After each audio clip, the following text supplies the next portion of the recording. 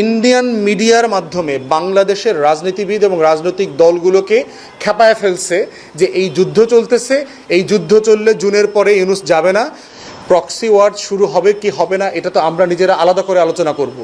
সেটা ভারতের বুদ্ধিতে আলোচনা করতে হবে কেন?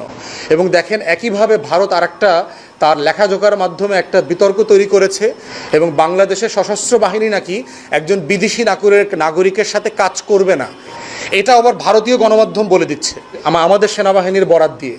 এবং এইটা আবার বাংলাদেশের রাজনীতিবিদরা, বিভিন্ন দলের নেতাকর্মীরা এগুলো বক্তব্যে বলছে। প্রশ্ন হচ্ছে আমার স্বাধীনতার প্রশ্ন, আমার সার্বভৌমত্বের প্রশ্ন আমি আলাদা করে আলোচনা করব। এটা ভারতের গণমাধ্যমের শিখায়া দেওয়া বক্তব্য তো আলোচনা আমার করবার দরকার নাই। দুঃখজনকভাবে আমরা দেখতে পাচ্ছি বাংলাদেশের বিভিন্ন রাজনৈতিক অঙ্গনের মানুষ এবং অরাজনৈতিক বিভিন্ন যারা স্টেক হোল্ডার আছেন তাদের অনেকেই এই ভারতের গণমাধ্যম এবং ভারতের যে স্টেক আছে, ভারত